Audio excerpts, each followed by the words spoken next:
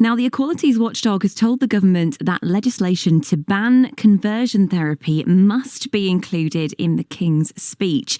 Campaigners have been calling for the practice to be outlawed. They say it has ruined the lives of LGBTQ plus people with its attempts to cure them of being themselves. But this morning, The Sun is reporting that over 40 Tory MPs have signed a letter to the PM demanding he dump plans for the new law. Here's Radio Oxford's Jordan Brooks. Conversion therapy is based on the belief that homosexuality or transgender identities are developmental disorders or spiritual problems that can be treated. A government review of evidence in 2021 found that they're most commonly carried out in religious settings, but sometimes also by mental health professionals or family members.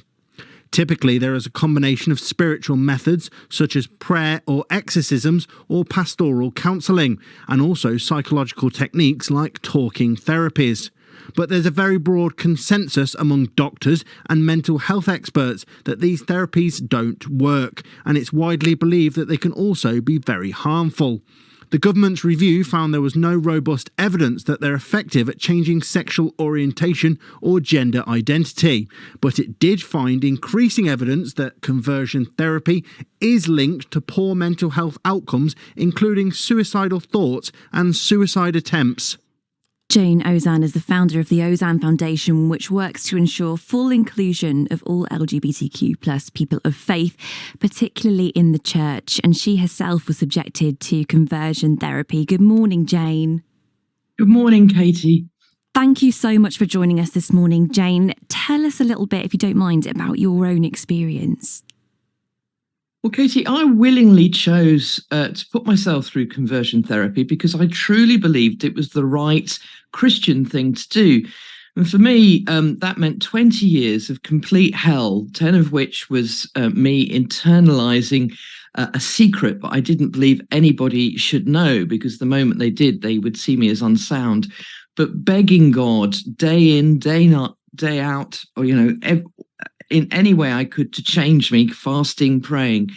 And I had a breakdown. I ended up in hospital with my body really cracking under the strain. And I then started reaching out to people who, in love, would come alongside and pray for me. They thought there was a reason why I was having these feelings of attraction to another woman. And it meant that every night I would go to bed feeling sinful and evil, that God hated me because he was not healing me. And I would then seek out even more difficult treatments like exorcisms and deliverance ministries. I went through an awful lot of Christian counselling, paid thousands. And you're constantly left with the feeling that you are not being open enough, that you're not faithful enough, that who you are is sinful and wrong, which when you are a Christian is just a terrible burden to bear. But you also feel a complete failure. And it is that pressure that led me to a second breakdown, a second time in hospital, fighting for my life. And I'm one of the lucky ones who pulled through. I was an adult going through a lot of this. So many people we know, over half are children, 2/3 under 24.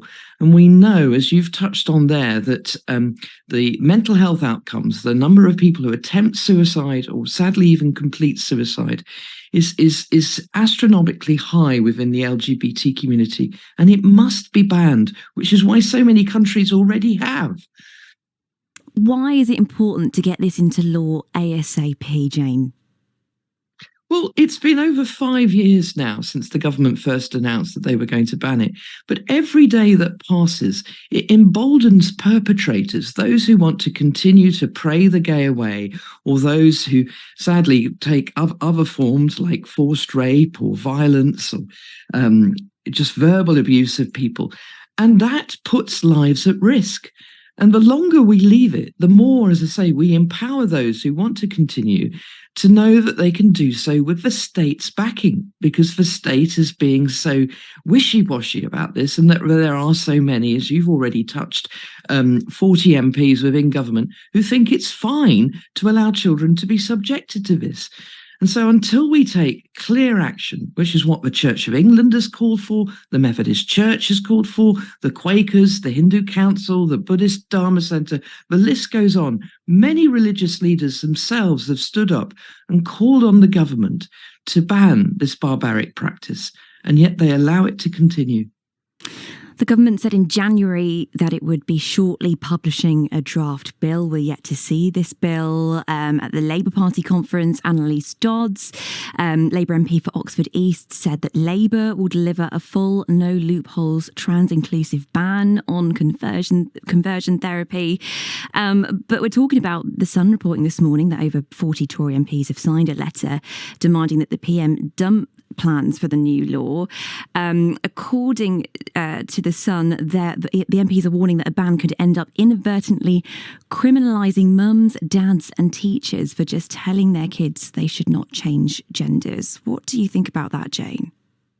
Well, it's complete hogwash and scaremongering by a group of MPs who want to continue to pray the gay away and who have a very clear agenda that they don't like trans people and that they don't believe that people should be, what they say, subject to trans ideology. It's complete and utter rubbish.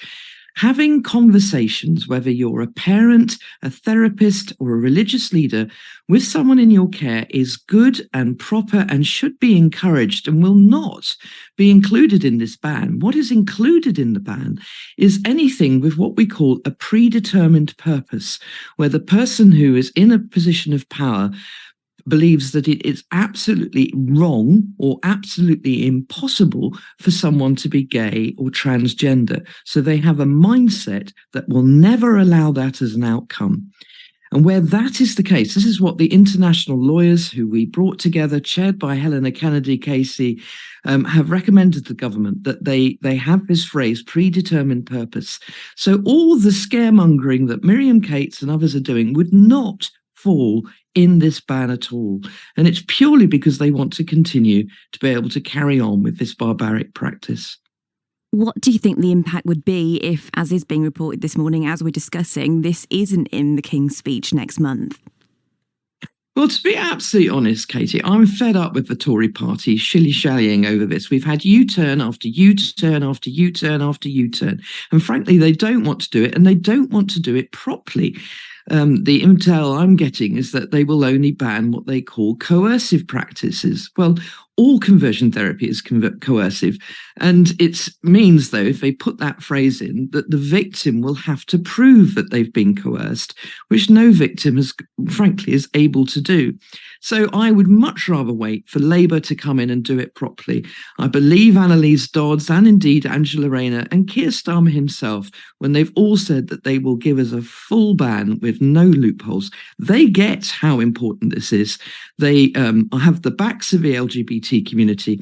I'm apolitical personally as a party person, but I have given up with the Tories having any understanding about the harm they're doing. And I'd much rather Labour get on and do it for us.